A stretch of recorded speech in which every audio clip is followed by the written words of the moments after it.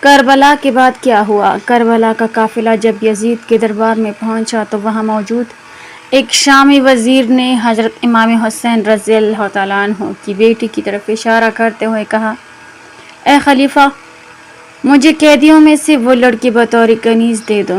حضرت زینب کی چیخ نکل گئی اور امام زین العابدین سے کہا، جب تک اس شامی کی گردن سر پر موجود ہے۔ بسم اللہ الرحمن الرحیم۔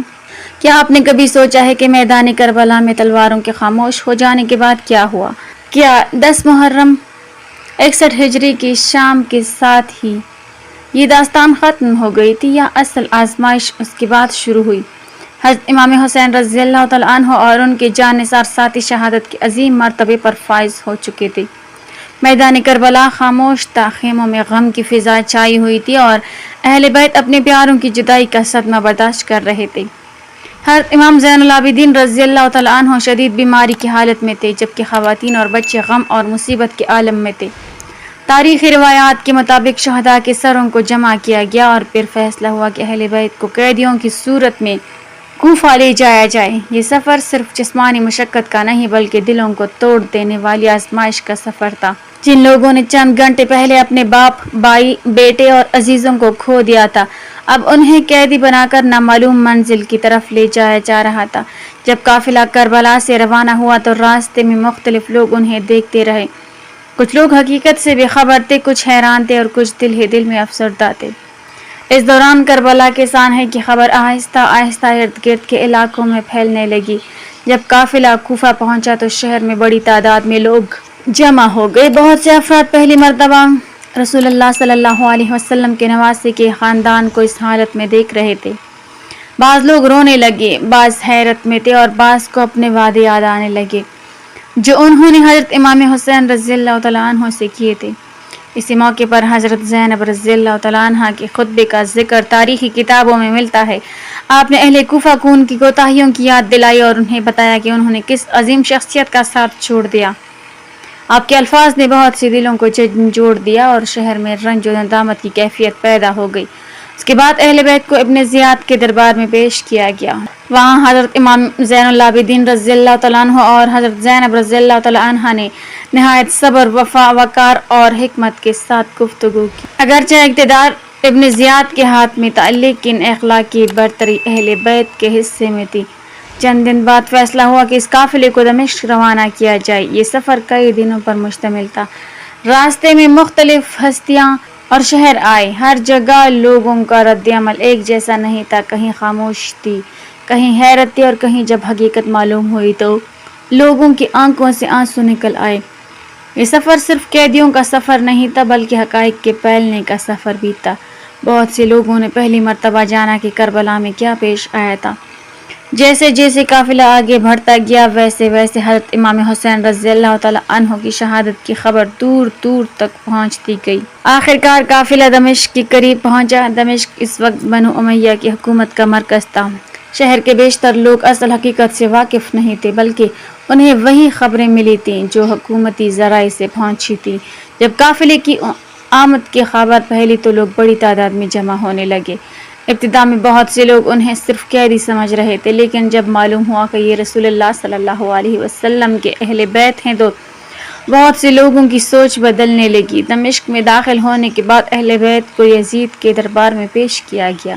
تاریخی روایات کے مطابق حضرت امام زین العابدین رضی اللہ تعالیٰ عنہ اور حضرت زینب رضی اللہ تعالیٰ عنہ نے نہایت وقار اور حکمت کے ساتھ حق بات بیان کی۔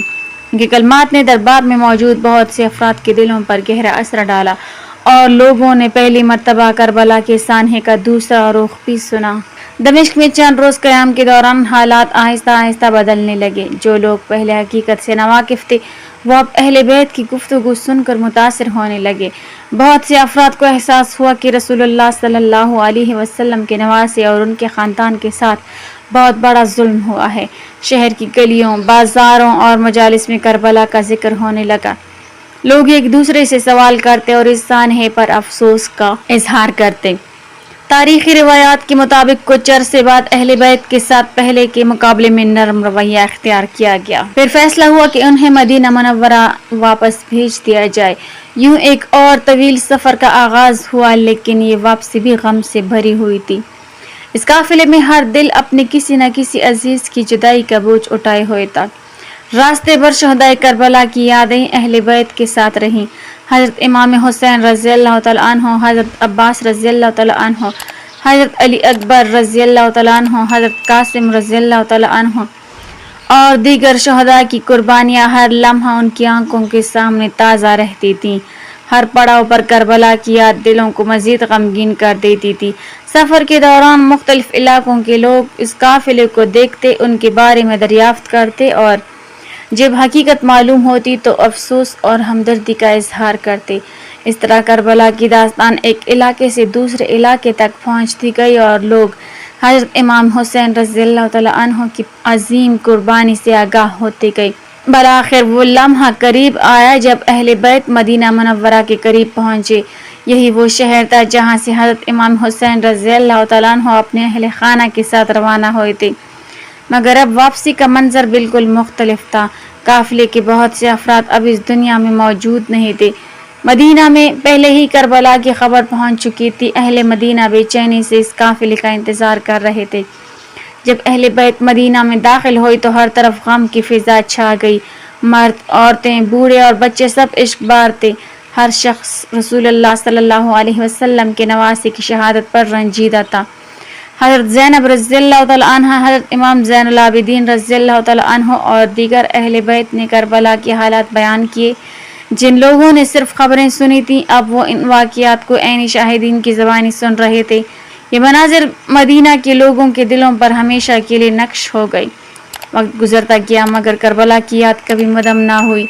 حضرت امام حسین رضی اللہ تعالیٰ عنہ کی قربانی، ان کا صبر، ان کا اصولی موقف اور اہل بیت کی استقامت آنے والی نسلوں کے لیے مشعل راہ بن گئی۔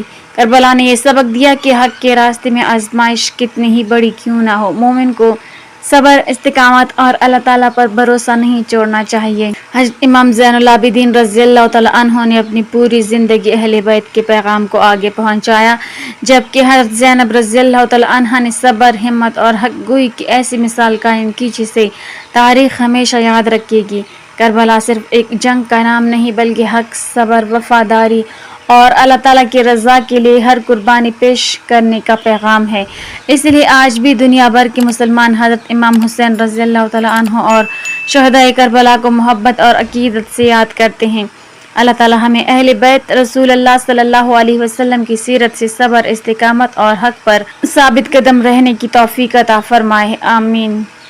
آخر میں ایک تاریخی روایت کا ذکر ملتا ہے کہ جب اسیران کربلا کا قافلہ یزید کے دربار میں پہنچا تو وہاں موجود ایک شامی شخص نے حضرت امام حسین رضی اللہ تعالیٰ عنہ کی ایک صاحبزادی کے بارے میں نامناسب مطالبہ کیا۔ اس پر حضرت زینب رضی اللہ تعالیٰ عنہ نے نہایت جرأت اور وقار کے ساتھ اس کی سختی سے تردید کی۔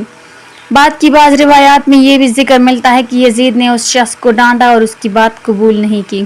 اس واقعے کی تفصیلات مختلف تاریخی مصادر میں مختلف انداز سے بیان ہوئی ہیں، اس لیے انہیں احتیاط کے ساتھ بیان کیا جاتا ہے۔ ناظرین، اگر آپ کو یہ ویڈیو پسند آئی ہو تو اسے ضرور شیئر کریں اور کمنٹ باکس میں اللہ تعالیٰ کے 99 ناموں میں سے ایک نام ضرور ٹائپ کریں۔